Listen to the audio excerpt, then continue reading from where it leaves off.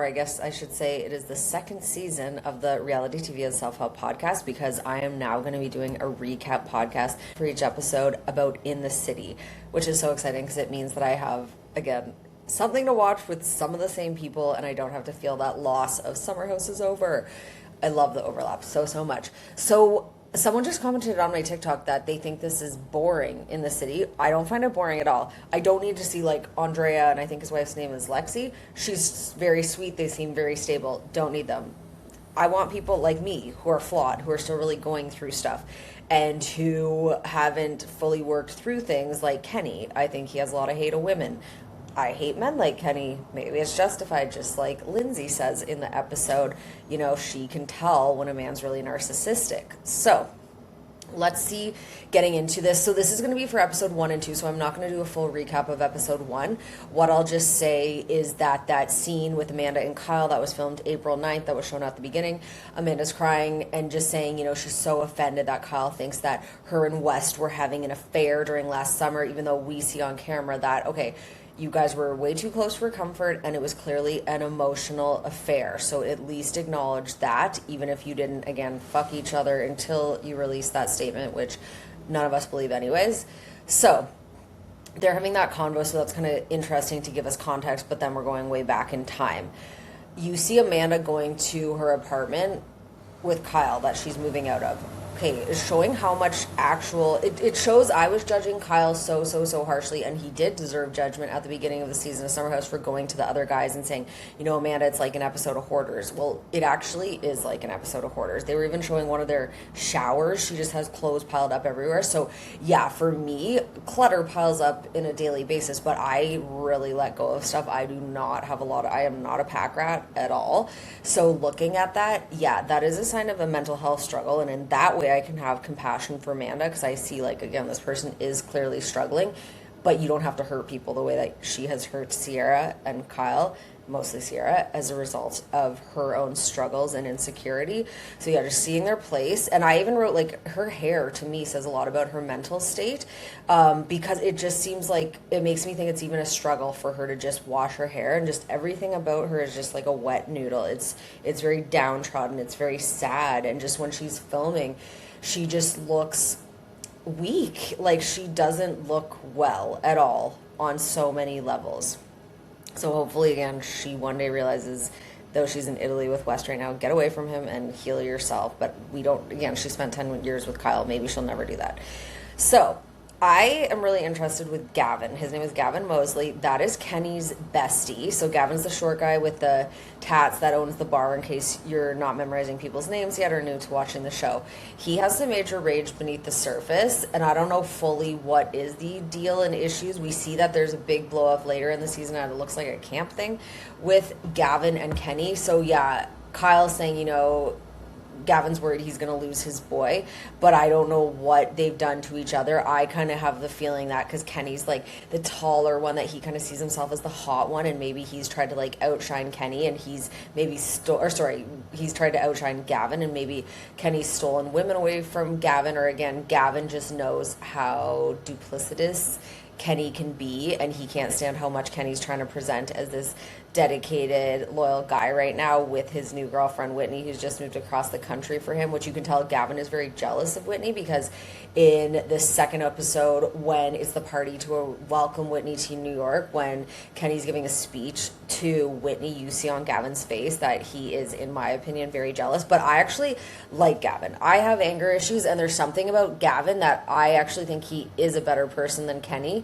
He just might be more upfront with. I'm not saying he's a great person, but I don't know. Something about me, actually, my heart does for some reason go out to Gavin, but I need to learn more about him. And I like that he was that one time when Kenny got all pissed off about Lindsay questioning him about his relationship and whether he's going to put a ring on it, all this stuff, that Gavin was kind of, as he even admitted, fueling the fires. So, and he says, Shooter McGavin, that's what they call me. That's what he tells Lindsay.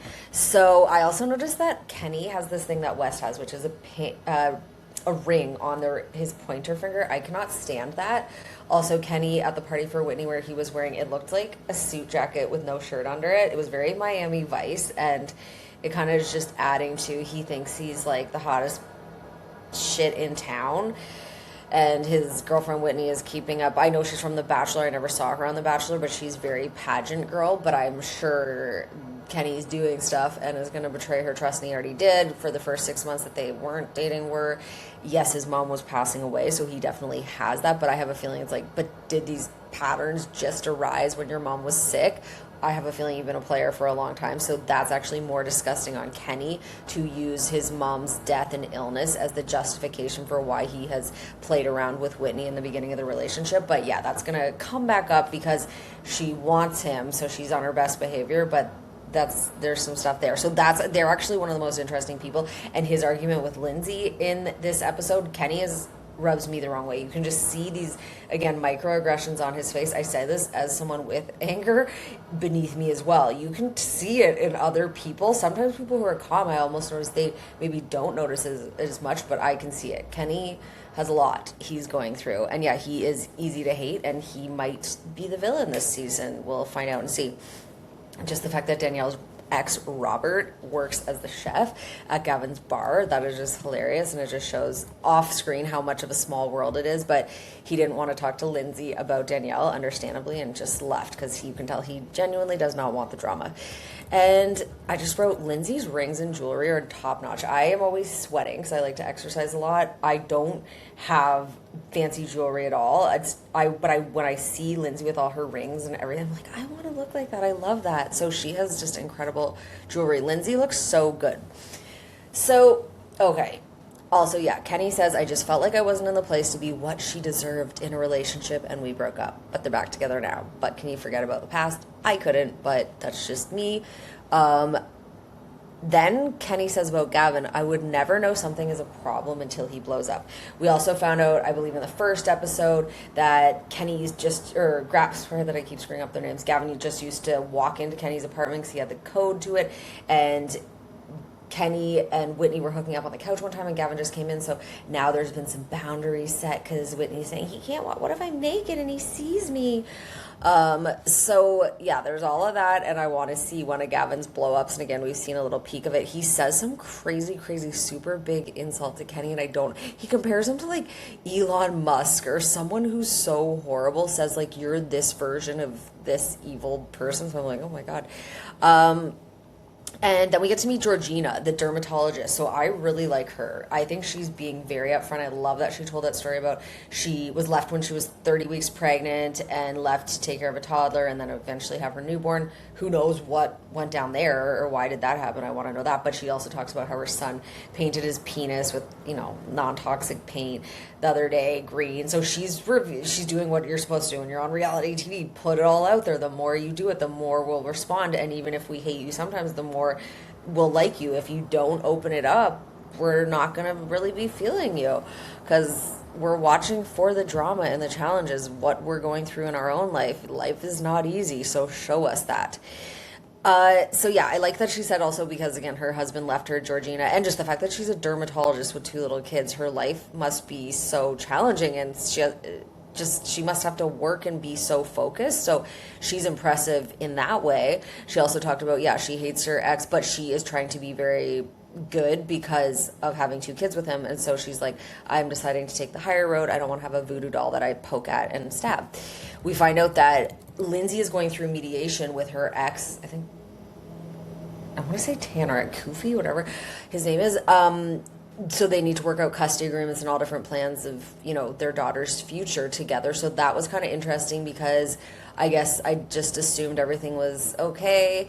But Lindsay's saying she got broken up with 6 weeks postpartum. I wish she would tell that story. But again, maybe because her baby daddy is so private, there's just certain limits to that so that her daughter, who's adorable, Gemma, can be on the show. So Lindsay can, again, get that cash. I love when they show the guys' convo, because this is what I think is powerful about Bravo, is men are not trained, most of them aren't yet, trained to process emotions, share that with each other, and work through things in the way that women are more taught and inclined to in female relationships. And it's still very awkward, and men are understandably scared to look weak or feminine or whatever it might be, whatever's the opposite of toxic masculinity, by sharing their feelings. So Kyle does say, Amanda's moving out, and Kenny was funny because he's like, I'm team Kyle and Amanda, but I'm also team Kyle and I'm team Amanda if there's no more team Kyle and Amanda. So it was kind of confusing, but I see what he's saying because he's also kind of said basically like Amanda is a wet noodle and she doesn't bring your energy and she's never around when you go to events. So that we notice, and that's kind of weird. That's not the sign of a happy functioning relationship if one person's spouse never comes out with them ever. So that's all going down. I did like, where did I write this? Okay. They talk about Whitney and that she has witnessed too many boys' nights, and that's the problem. I wrote, what the fuck is Whitney's alter ego named Claire? Like, really? Why is her alter ego named Claire? That's an equally, if not more boring name than Whitney. So, I mean, she did have a good shot of her shaking her ass, but it's kind of just so typical because she does not seem wild, and even she can't even come up with a good alter ego name. So Kyle says Gavin is not used to Kenny being in a happy relationship and he's scared he's going to lose his boy. So Nick, who's Yvonne's husband, Yvonne is Danielle's good friend. I really, really like Yvonne. She's someone that I could see myself being friends with. She's, I think, the female viewers, which dominate Bravo, we are going to continue to like Yvonne. There's something very kind, sweet, genuine about her. So yeah, her husband Nick, who to me, him and Kyle are the only two hot guys on the show that I find attractive. He says that fucking sucks, let's be honest, about Amanda moving out. And so there, I liked that he was again showcasing that men can be vulnerable and honest with each other and comfort another person when they're in pain. Because for Kyle, yes, you can see Kyle is so good at putting on that brave face. He is such a consummate performer, and clearly he's, well, not when he gets wasted, but I think he does. If he's not being filmed 24/7, he's very good at keeping his stuff to the side. So there's a lot going on there. Danielle. So I don't like Danielle, as most don't. I think she's a very physically beautiful person. I can't stand her style and I don't like her personality. And she does remind me of a really old friend. And I know that that is part of what triggers me about Danielle. So what I wrote about that is I think she's a lot hotter than Owen, Eoin, her soon-to-be baby daddy, who is apparently still married, going through a divorce with someone in Ireland, because apparently they have to be split up for a long time. So we're trying to find out, like, was there overlap? What's the real deal going on there? And yes, of course, because Danielle was so judgy of Lindsay when Lindsay got pregnant quickly with her ex, Danielle was saying, oh, clearly being a bitch about it, you know, oh, it seems like you don't want to be single momming it up. So I support Lindsay not wanting to be friends with Danielle. I get it. I wouldn't want to be friends with her either. And yes, I do think Danielle has always been jealous of Lindsay because of how Lindsay is such a great publicity person. So she's so great at marketing herself. And I don't think Danielle, with the stupid app she came up with, I don't think she's at that level. I don't know what her talents are yet. But yes, so her boyfriend Owen has moved in with her after 5 months of dating. And yeah, of course, from the outside in again, I've just been dumped. I'm just like, oh, why do some people get people to commit to them so fast? And then why does that not happen to me? But again, what I know and what I'll see is there's always complications from stuff. When you move too fast, there's consequences. It might look like someone's winning in the moment of, oh my God, her life's coming together so easy. But again, it sounds like he's married. It sounds like there's a lot more baggage and stuff going on there. But I wrote, I think she's hotter than her boyfriend, soon to be baby daddy. And that's why he's willing to move in after 5 months and put a baby in her so fast, is because he wants to do whatever it takes to keep her. Because, yeah, I do think she is physically out of his league. I don't find him attractive, but I kind of want to, his personality has not shown up yet. So far, he looks very passive, and, like, Danielle is the dominant one. We finally get to meet Katie DeLuca. Maybe Amanda's one and only friend right now. Apparently, they've been friends since grade 3. And Katie DeLuca so far is giving sidekick energy. I would love to know more about how her and Amanda, what kind of playing field they're on together. Is Amanda, in Amanda's head, like the hot one above Katie? Katie's attractive, but you just know how much Amanda sees herself as like the hottest piece of ass as her only claim to fame. So Katie's there. She's not really saying much yet. She's not showing up yet. She was in a green dress, got a compliment for that, but she's there. But because of everything with Amanda and seeing how she's treated Sarah, of course, I want to know more of how does that relationship work, and has Amanda done stuff to Katie just as bad? Does Katie just take it? Or, because it's hard to believe to me now that Amanda has been this outstanding, amazing friend to this woman, Katie. So really want to learn more about her. Then Kenny's back is to Lindsay at the party for Whitney that he's throwing to welcome her to the city. And I would be the exact same way as Lindsay, where this man's back is kind of like leaning into you. He's taking up some of your space, but you can't fully prove it. And she's like, what the hell? So that was like, again, he has microaggressions. Like, I think Kenny could be a narcissist. I see a lot of things he's doing that are reminiscent of things I've experienced from men, or just whereas these subtle little things, the way he speaks to Lindsay and how threatened he is by Lindsay, a strong, very outspoken female who has masculine energy, as in she is the opposite of a person like Manda, and she gets to it. That's why she pulls Kenny to the side. Hey, I heard you were saying this. Like, again, when they say she self-produces, yeah, she knows, let's get this out in the open. We have to have this conversation. So she knows how to move the plot forward, so to speak, which is very important. Kyle's amazing at this as well when you're on a reality show. So Gavin kisses Whitney on the cheek, and I wrote, she clearly hates him so much. He knows that and now likes to provoke Whitney. And Yvonne is a good friend because Andrea introduces Lindsay to this guy who we see she goes on a date with next week, which is interesting. I don't think it's going to be a match. He looks really skeezy to me, but Lindsay thought he's attractive physically, but he has a really dark tan, and his style and everything to me is gross, player vibes. But Lindsay thinks he's hot. She didn't want to have her breath smelling like a bunch of dairy and stuff at this party. So her friend Yvonne is so sweet. She lets Lindsay breathe in her face really closely. So again, Yvonne is coming across very well so far. And we need to learn more about how she disappeared for 3 days to San Diego and her hubby didn't even notice. So that's also interesting to me. Then, oh my God, Amanda and Kyle are also at this party for Whitney. They're a married couple, yet they're at opposite sides of the room. It is the most awkward thing in the world. When they go up to each other, they kiss. It's just weird. Also, we know, like, I can't help but watch her without wondering, are you hanging out with Wes that night? Is that how you're so detached? How many nights have you spent alone since you have moved out from Kyle? Are you alone? Okay, then there's this part where Kyle goes up to Danielle, and this is where, as much as Kyle has learned, we still see how he's misogynistic himself and has a lot to overcome and work through. So he says to Danielle, and Lindsay, I don't want to say the word slut, but she has opinions on your behavior. Okay, Kyle, you basically just said that Lindsay thinks Danielle is a slut. So just put that out there. So that was shocking because you don't hear the word slut used on TV that much anymore. So he also said the word boy crazy has come up. Danielle gets super pissed, obviously. And she's like, I'm so, like, why did you just bring this to me? And she's so flustered because, again, she still wants a friendship with Lindsay, but Danielle has to look at herself.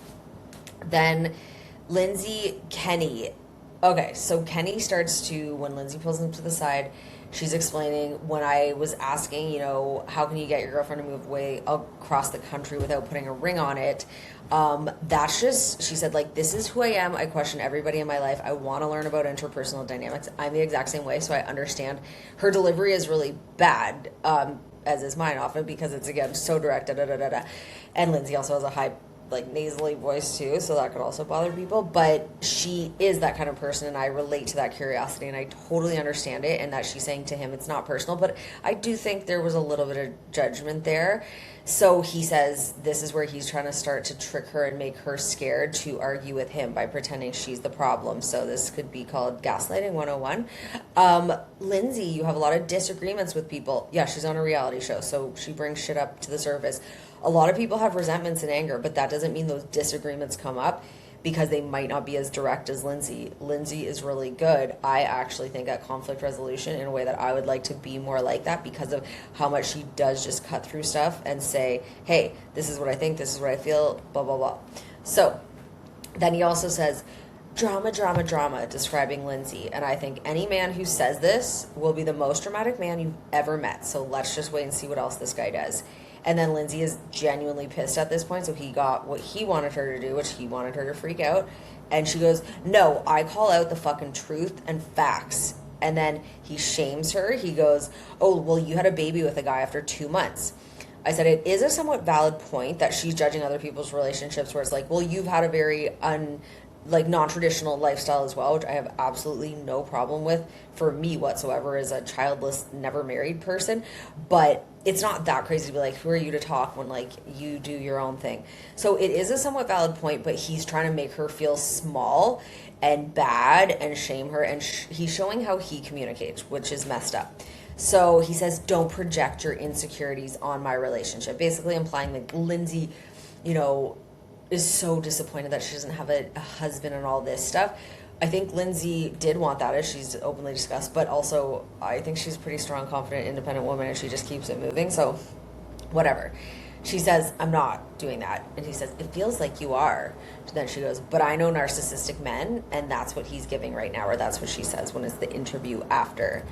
Amanda does at least one tiny good thing. She says to Whitney that, because Whitney's like, should I step in? What's going on here with the Kenny Lindsay argument? And Amanda says, you know, I actually think Lindsay is trying to look out for you and trying to protect you. Lindsay's going to leave after that fight. Thank you for inviting me. Kenny's sarcastic little bitch. I'm glad you came. I'm sure you are. And then Amanda's looking at her new apartment with a tub that I'm so jealous of because it is the size of a hot tub, as they pointed out. Amanda says in this new place where she was living with Kyle, she'd wake up with a wall outside her window. So she wants to wake up with the sun beating on her face, which made me wonder, you mean you want to wake up to West beating off on your face? Or which one is it? Or both. Amanda admits she has never lived alone. This is huge because it makes me, I'm single again, I'm 42, I'm living alone, and my goal for myself is to learn to love to live alone, because I've spent many years off and on living alone when I haven't been dating someone, and it's actually one of the scariest things that I don't like is the night after night after night after night after night after night after night, because years ago, I've even spent within the last 5 years, like 2.5 years single, where I never hooked up with someone.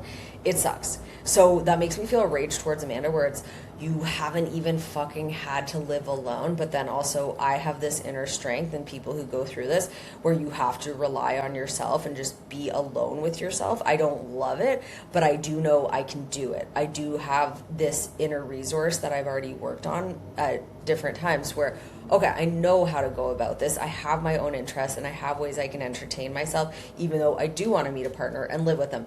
So Amanda is just, again, one of these spoiled women who the world has never slapped them in the face yet. And she's the one who slapped her damn self in the face when she could have had an upswing too, which is just where it's, no one did this to you but yourself. So she tells this story that I also saw in the Marie Claire interview she did. I couldn't for sure. I also think she told this on Not Skinny But Not Fat or Conversations with Cam. I think I've heard it one other spot as well. She tells it on In the City, which is her big story about how much Amanda hates change. So she is a child. She thinks this is so funny and cute, and probably one of the only rebellious things she's ever done is she handcuffed herself to some wrought iron railing in her family's home because they wanted to upgrade it to a good wood railing, and she just hated change that much. So the fact that this story has come up at least 2, if not 3 times is this all you got, Amanda? Like, oh my God. So then we see the final part of this episode. It's so touching. I love Kyle's mom, because I just went back to season 3 and saw that conversation where Kyle had to admit to his parents that he cheated on Amanda, and they were very frustrated and angry. I like Kyle's mom. You can see on her face, she's not someone who just goes, oh, whatever, she was mad about it, but she revealed that she struggled with infidelity, and that was a condition for his dad marrying his mom. He said, you must be faithful. She's like, I don't know if I can do that. He said, well, then we're done. So she said, okay, I can do that. So that was kind of surprising, because you'd think if anything it would be Kyle's dad that cheated on his mom, but I love his mom. She seems very real. Kyle said she's a teacher. I don't think she's an enabler. They seem like good parents. So, but Kyle has been raised in our society, which is very sexist and rewards him for so much of his behavior. So Kyle's mom talks about how Kyle's dad is just having some health struggles, and 2026 is going to be their comeback year. And I feel the same way for myself. It's been hard, but let's have this year be the best one yet. And for Kyle, so far, even though he's had a lot of struggles, I mean, Loverboy is doing well now, and he is not the villain from the show. So 2026 has been his comeback year. Kyle's mom is the best. He says Amanda is moving out, and she starts crying. And I just felt, oh, this is such a good example of how a parent can comfort their adult child and not make it about themselves, but show that it's painful and it is hurting her as well. She said Kyle saying, I feel like a failure. She said, well, your dad had a 10-year marriage to someone and had kids with them, and that didn't work out, and he moved on, and that's how we ended up meeting each other. And he's just expressing he's crying too, and seeing that they're able to cry with each other. It just shows the possibility of Kyle, again, if he stops drinking, how if he strengthens that, I think he could become a good partner. He has the self-awareness and the ability to learn. So we'll see if he's able to fix himself before he finds his next partner, so that we don't see the exact same thing he did to Amanda repeating itself. Then we're basically ending the episode. She tells Kyle it's a year-long lease. This is flipping for, what we're going to see next week. So it's a year-long lease, and Kyle is telling someone else that Kenny is worried that him and Whitney maybe don't have that spark. So, and most importantly, I just wrote lunch. Amanda, Sierra, and West having a lunch together. I was not expecting that. That was not on my bingo card after everything that this was going to be a scene. So, and what's going to happen? So, very into In the City. So glad my fix is going to continue. Thank you so much for listening to the first episode covering episodes 1 and 2, the first episode of the In the City Recap podcast. Have a great night, and I will be back next week. Bye-bye.